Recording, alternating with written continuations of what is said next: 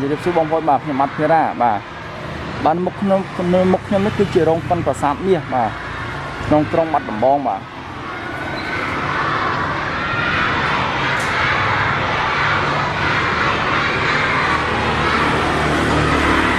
rong phân và sám mía nó cứ thật là ti tăng plei lịch pi bà là plei lịch phí bà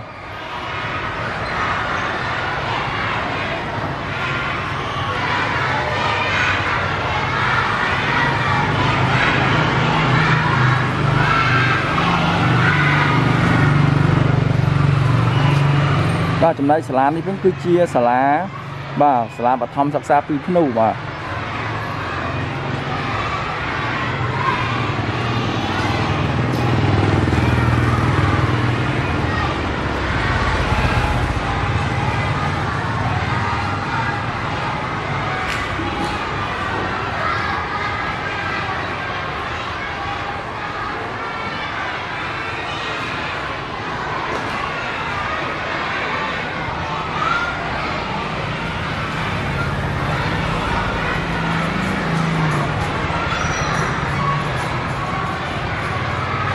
bà nó cứ chụp plei lịch pi bà bây giờ ta trăng ta mục tiết bây giờ nó đòi vót đầm rẫy sò bà vót đầm rẫy sò cái nơi khăm mục là ngày bà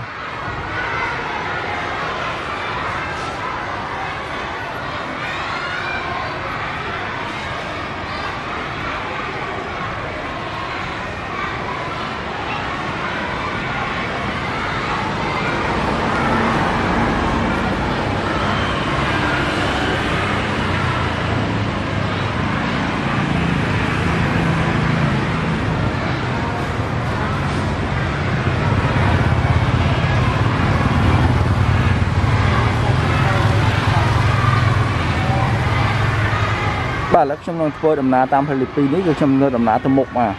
tới tập san nát bà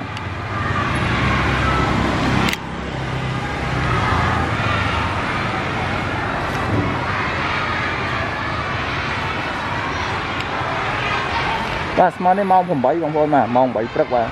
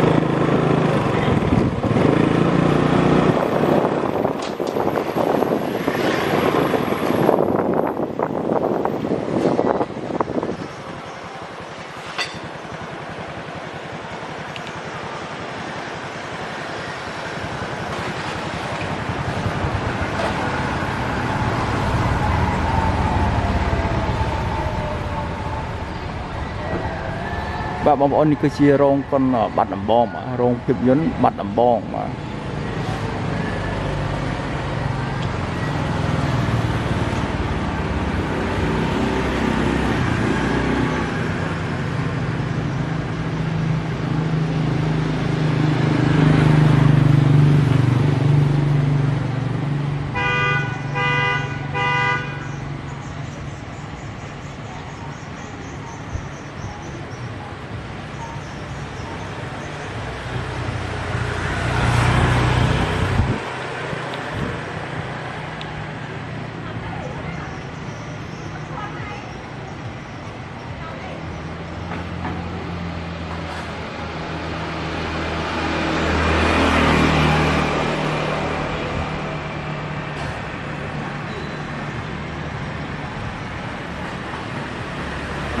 bà là không có bốc tiết rồi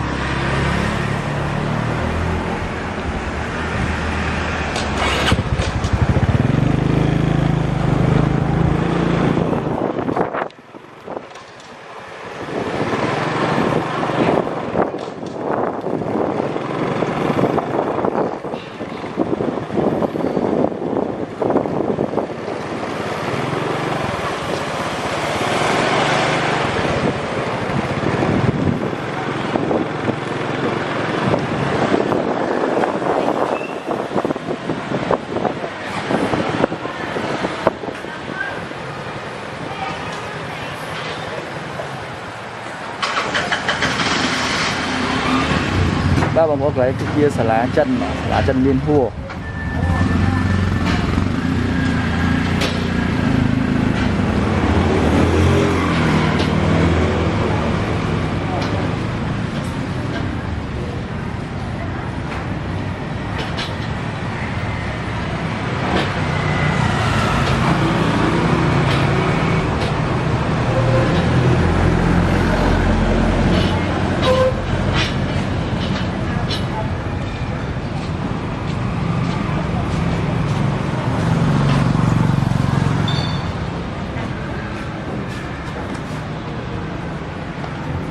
là lấy kia cầm bò sang xong mấy vào việc còn sang xong xả lá thêm thiết vào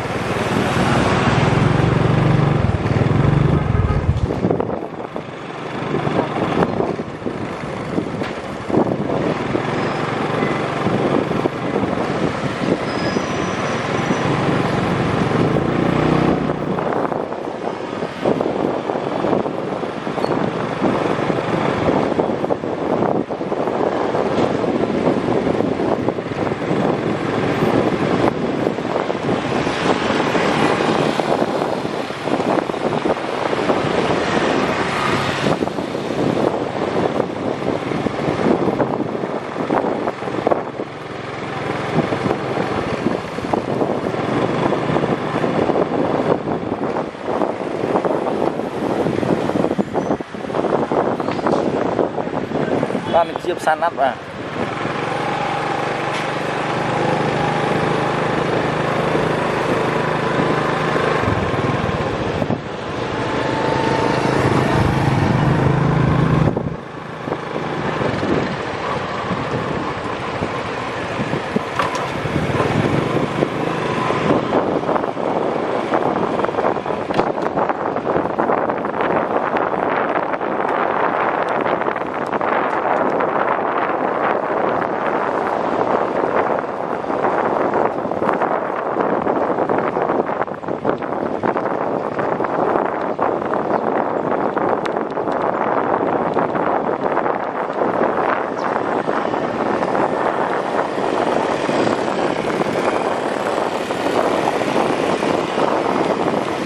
khơi liền môi vào môi mà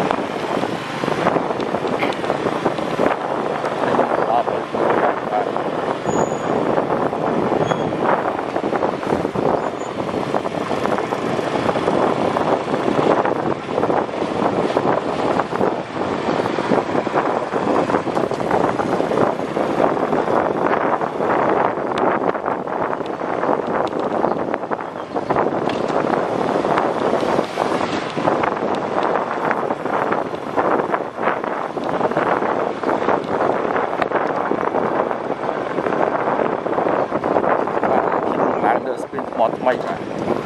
ta muốn chia spin mọt mây mà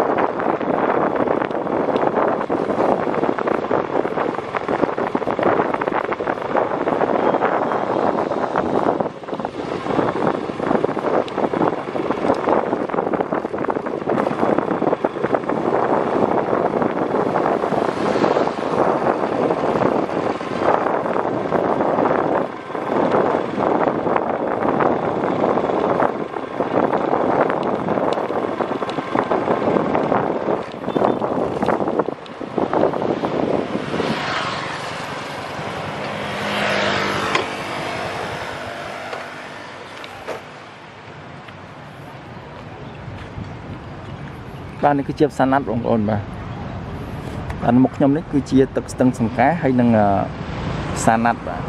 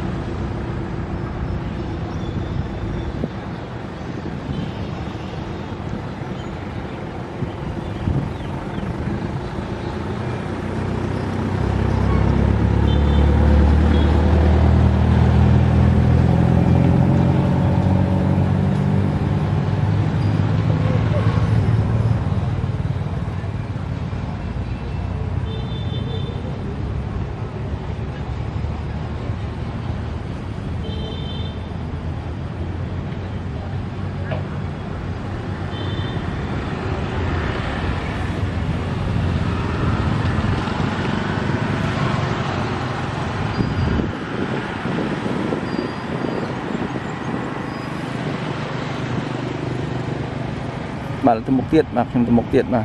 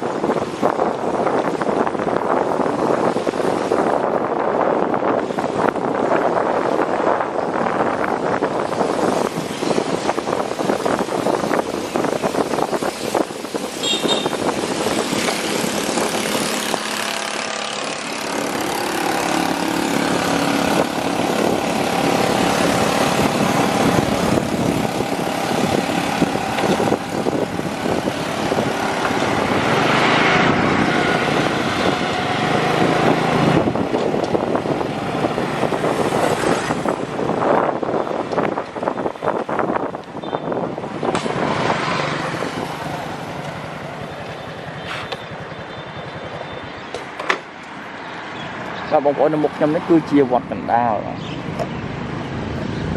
đây nó cứ chia vọt cần đào và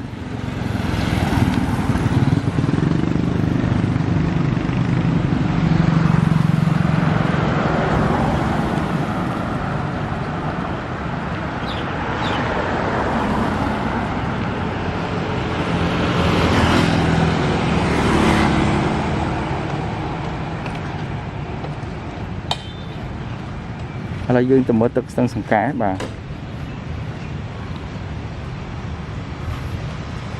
mình cứ chỉ đám đông thì đọc bà đám đông thì đọc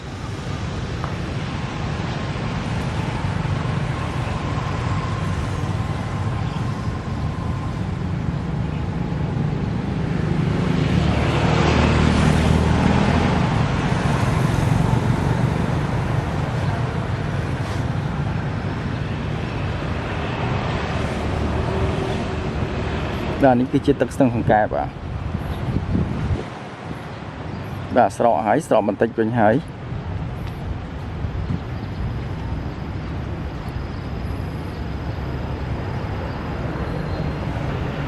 và nó cứ bị muốn chơi spin đai và spin môi nắng bị muốn chơi spin đai và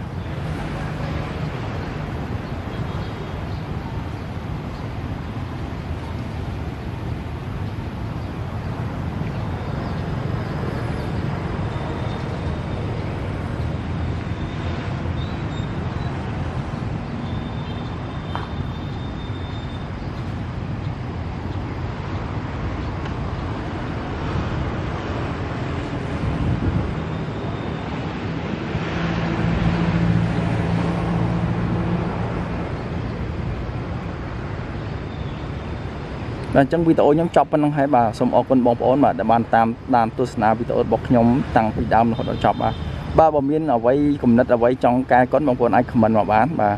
ដើម្បីខ្ញុំដឹងថាតើខ្ញុំគួរកែកុនត្រង់ណាឬក៏មានកំហុសកន្លែងណាថតមិនបានល្អអីបាទខ្ញុំបានភារាបាទសូមអរគុណសូមជម្រាបលាបាទ